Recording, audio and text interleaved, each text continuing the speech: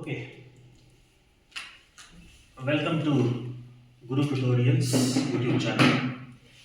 So let me to go towards mind teaser questions.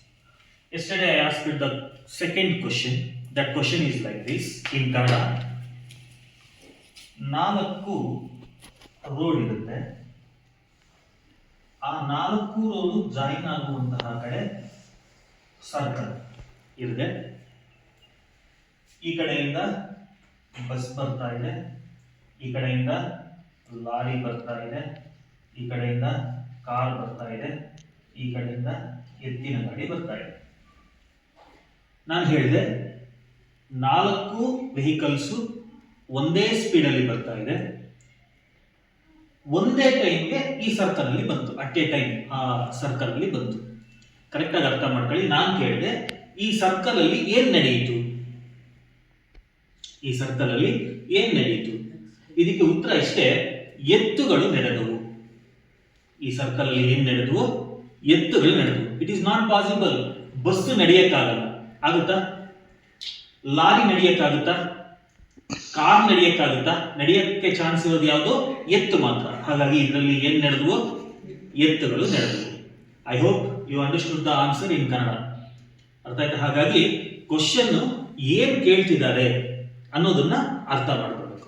Question ಅನ್ನ ಏನ್ ಕೇಳ್ತಿದ್ದಾರೆ, wordings ಏನಿದೆ ಅನ್ನೋದನ್ನ ಡಿಫ್ರೆಂಟ್ ಆಗಿ ಯೋಚನೆ ಮಾಡಬೇಕು.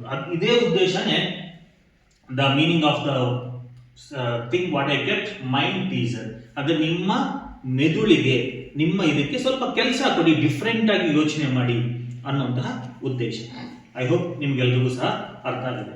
ಸೊ ಇವತ್ತಿನ ಮೂರನೇ ಕ್ವಶನ್, ಎರ್ಟಿಗಾ ಕಾರ್ ಎಲ್ರಿಗೂ ಗೊತ್ತಿದೆ. ಆ ಎರ್ಟಿಗಾ ಕಾರು ಶಿಡ್ಲಘಟ್ಟದಿಂದ ಮೈಸೂರು ಸುಮಾರು 200 ಕಿಲೋಮೀಟರ್, ಒಂದು ಅಂದಾಜು 200 ಕಿಲೋಮೀಟರ್. ಶಿಡ್ಲಘಟ್ಟದಿಂದ ಮೈಸೂರಿಗೆ ಒಂದು ಎರ್ಟಿಗಾ ಕಾರು ಹೋಗೋದಿಕ್ಕೆ 5 hours ತಗೊಂಡ್ರೆ. A Ertiga car travels 5 hours to reach from Shidlaghatta to Mysuru. Such 10 cars, if it travels, how much time it takes to reach Mysuru? This is my question. One more time. From Shidlaghatta to Mysore, there is approximately 200 kilometers. One Ertiga car will reach from Shidlaghatta to Mysore 5 hours, means such 10 Ertiga cars to travel, how many hours time it will take? I hope you understood my question.